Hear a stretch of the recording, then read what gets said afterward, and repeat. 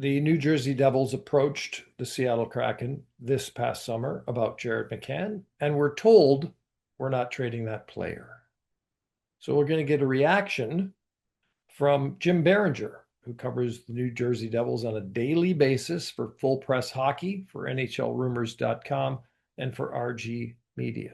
Jim Biringer joins us. But why the interest so much? Well, the New Jersey Devils need a top six winger. They haven't been able to find one since Tyler Toffoli left.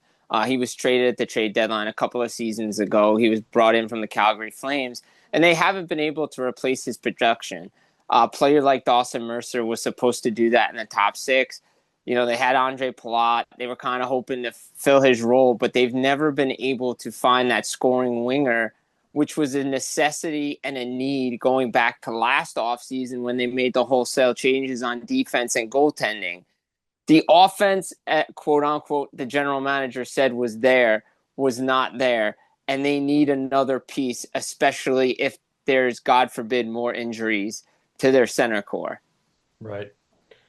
So Mercer, right now the Kraken have, they have number two centers locked up. I mean, they have depth up the middle at this point. They have enough guys up the middle, but they're still lacking that star power. And McCann was a pretty good center when he played the position for Seattle.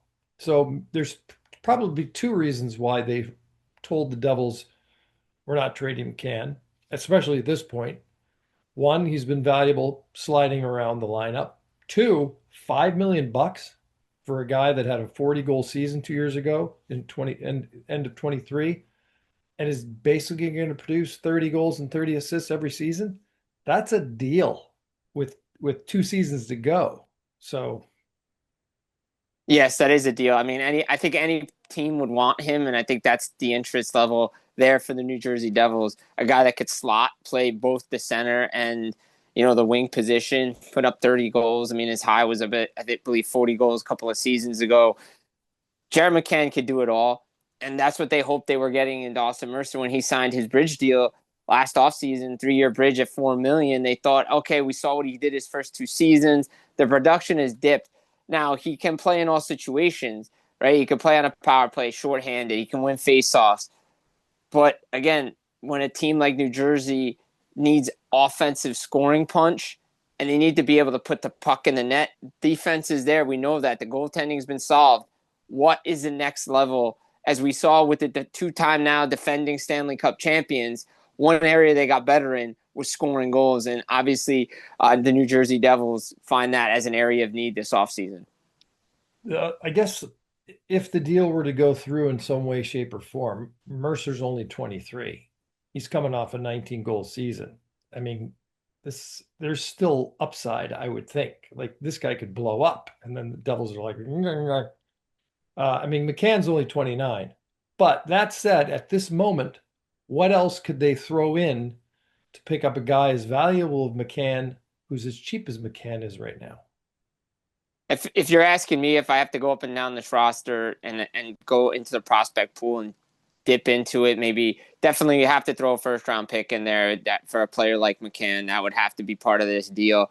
If Dawson Mercer's part of this deal, then there has to be maybe a top prospect going the other way. If Seattle needs defense, a guy like Seamus Casey or Simone Nemec, for a guy that valuable and $5 million that could potentially put up 40 goals, those are three pieces I'm looking at as potential to go back to Seattle. And if I'm the general manager of Seattle Kraken, that's probably what I'm asking for. Right. So they've said they're not going to do it. What could change is a slow start for Seattle. Let's say U.S. Thanksgiving, Christmas. They might say, okay, that sounds pretty good. They're still going to have the leverage. If they're shopping, holy crap, we've already heard Montreal's interested. That was a story yesterday again. And I'm sure there's other teams because everyone's always looking for a top six guy that can play center and wing, but mostly center. Yeah, no, I think a lot of teams would have a lot of interest in this player, New Jersey being one of them. I would be hard pressed to see, like, my opinion on this, I would be hard pressed to see Seattle trading him inside the conference or the division. Maybe the other division I could see it, but inside their own division, the asking price would be way, way higher. We see what those in division prices are, especially at the trade deadline and during the season.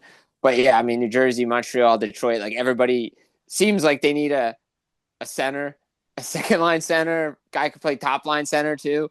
McCann would fit in perfectly where either as a winger, he could play center on the third line if they needed it. That's why, again, the guys that could play both positions have so much value in this league. Yeah.